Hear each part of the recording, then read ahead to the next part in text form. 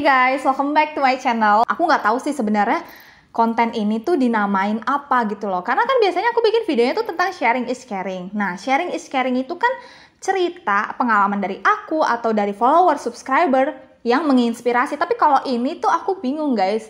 Jadi konten ini belum ada nama segmennya. Jadi ini tuh cerita aja. Aku di sini mempersiapkan diri untuk mendengar cerita horor dari temanku yang tinggal di Jepang.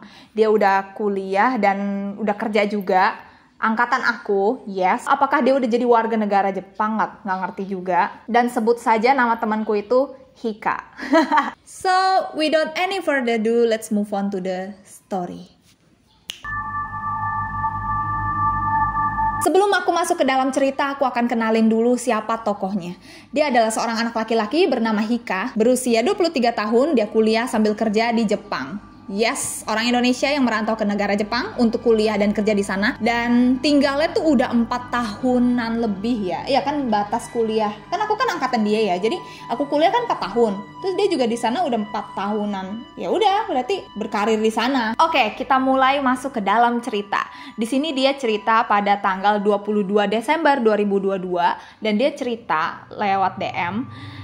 Jadi semua itu dimulai dari 2 hari yang lalu. Jam 5 sore tiba-tiba mati lampu dan ada suara benda jatuh dari dapur. Aku baru baca paragraf awal aja udah kayak udah ketebak lah ini mah ada yang mau ganggu gitu kan. Oke. Jadi gue ke dapur terus ngeliat di lantai ada covernya panel listrik. Gue bingung karena itu susah banget untuk dicopot. Gempa enggak, getaran juga enggak ada pas itu. Jadi dia tuh curiga kalau ada benda yang jatuh, padahal benda itu tuh susah banget untuk dilepasin. Susah banget untuk copot, jatuh gitu. Tapi padahal nggak ada getaran apapun, nggak gempa juga di sana. Terus gue mulai positive thinking aja. Mungkin emang nggak bener masangnya. Wow. Masih positive thinking guys. Setelah itu malamnya ada suara benda yang jatuh. Terus ada juga suara kertas yang digerakin gitu. Taulah pasti suara kertas yang digerak-gerakin. Iya, aku tahu. Tapi pas gue datengin gak ada siapa-siapa. Dan gak ada apa-apa juga. Cuma pas gue ke dapur, ternyata emang ada benda yang kegeser atau jatuh. Dan lain-lainnya. Terus gue mikir apakah itu tikus atau kecoa ya. Tapi kan kecoa gak mungkin, Hik. Kecoa tuh gak mungkin bisa jatuhin barang, dia kecil gitu yang ada dia terbang nyamperin lu ya. Tapi ini musim dingin dan kecoa itu nggak mungkin keluar. Oh, jadi kalau di musim dingin itu kecoa tuh nggak bakal keluar gitu ya. Nah, mulai dari situ si Hika tuh curiga guys. Wah, ada yang nggak beres nih. Kayaknya ada sesuatu di rumahnya. Tapi karena mata batinnya itu sebelum ke Jepang, dia tuh ditutup ternyata. Oh, jadi ternyata mata batin dia tuh sebelumnya bisa peka dan sensitif akan hal itu ya. Tapi sebelum dia pergi ke Jepang, akhirnya ditutup. Tapi gini deh guys. Kalau emang udah bawaan dari lahir atau dari kecil kamu bisa gitu loh, mata batin kamu kebuka, mau ditutup pakai apapun itu nggak akan bisa. Karena emang udah bawaan. Ya, itu takdirnya gitu loh maksudnya guys. Ngerti gak sih? Oke, lanjut ya. Tapi karena mata batin gue sebelum ke Jepang udah ditutup, gue nggak pernah lihat apapun di sini. Oh, jadi ini pertama kalinya dia di Jepang merasakan hal seperti itu. Jadi gue nanyalah ke keluarga gue yang di Bandung. Teh, selamat pagi. Mau nanya. Bisa ditanyain ke temen teteh atau siapa gitu yang bisa benda-benda di kamar tiba-tiba jatuh. Padahal ada tempat yang 100% gak bakal jatuh. Udah 2 kali semingguan ini. Gempa juga gak ada. Bisa aja karena ada proyek dan lain-lain deket di sini. Jadinya geternya dan lain-lain tapi aneh aja gitu. Boleh Hika? Teteh tanyain dulu ya. Akhirnya dia tanyain nih ke saudaranya yang di Bandung kan.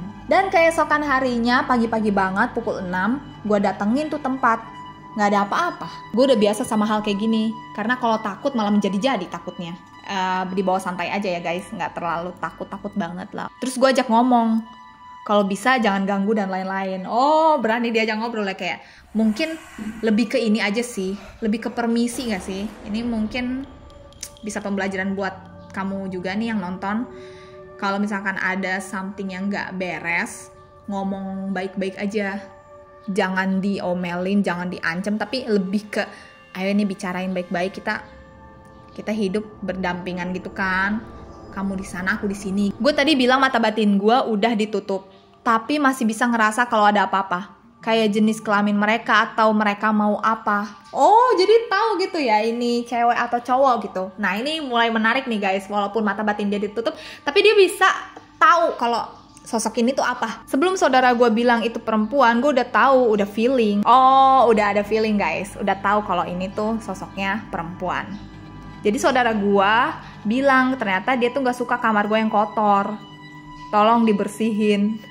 Bentar, ini kok jadi kocak gitu ya, malah jadi nggak horor. Makanya Hika kalau punya kamar tuh diberesin. Tapi emang bener loh guys, ini sebelum aku lanjutin ke ceritanya si Hika ini, apa ya yang aku denger itu, kalau kamar kita berantakan, tempat kita kotor, mereka tuh suka jadi sarang gitu, dan mereka tuh bakal menetap di situ. Makanya buat kamu yang nonton video ini, tolong kalau punya kamar yang berantakan, diberesin, kamar tidur beresin, disapu, dipel, dibersihin gitu debunya, oke?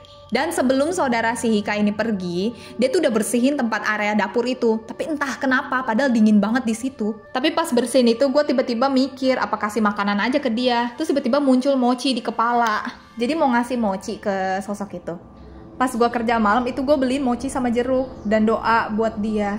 Sekarang udah gak ada apa-apa lagi. Oh, jadi semenjak dikasih sesuatu, akhirnya si sosok ini udah gak ganggu lagi. Dan ternyata sosoknya itu nenek-nenek guys. Akhirnya dia udah komunikasi gitu kan, tolong jangan ganggu dan lain-lain. Udah habis itu akhirnya gak diganggu lagi. Oh, mungkin dengan cara baik-baik ini bisa diusir pelan-pelan gitu sih. Atau emang ini sebagai pengingatnya Hika aja sih untuk selalu bersihin kamar, bersihin ruangan gitu loh. Jadi jangan berantakan. Memang jujur aja guys, kalau kalian punya kamar yang berantakan atau tempat tidur yang kotor gitu, tolong dibersihin karena itu sarang buat mereka. Oke guys, jadi segitu aja cerita kisah horor di Jepang. Ternyata nggak seserem yang kita pikirkan ya. Nggak semua horor itu menakutkan. Kalau kalian pikir horor itu menakutkan, mungkin karena keracunan film-film horor yang sosoknya itu menyeramkan atau yang kayak ngagetin atau apa gitu. Tapi nyatanya nggak semua tuh seserem itu. Jadi gitu aja cerita dari temanku Hika yang tinggal di Jepang, kisah horor. Dan menurut kalian gimana? Kalian percaya atau enggak? Boleh komen di bawah.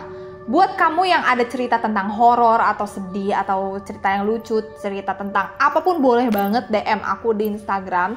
Cus Sheila Damayanti di sana. Aku akan ceritain di sini. Siapa tahu bisa menginspirasi para subscriber aku, bisa dapet apapun yang bisa mereka petik dari cerita kamu. Apa ya, pesan dari video ini sih, jangan males untuk membersihkan rumah. Pokoknya kalau rumahnya itu udah mulai kotor, harus langsung bersihin saat itu juga. Karena itu bisa jadi sarang buat makhluk-makhluk di sana. Dan kebukti memang bakal ini, kalian mungkin bisa aja diganggu gitu loh. Oke, segitu aja video kali ini. Thank you buat Hika, kawanku yang di Jepang, sudah menceritakan. Menurut aku ini menarik juga sih, walaupun you bilang nggak seru-seru banget, tapi ini sangat memberikan kita arahan untuk jangan males membersihkan rumah. Sukses buat you di sana. Oke guys, thank you for watching. Don't forget to like this video, comment down below, subscribe and share to your friends. Bye, see you on my next video. Annyeong.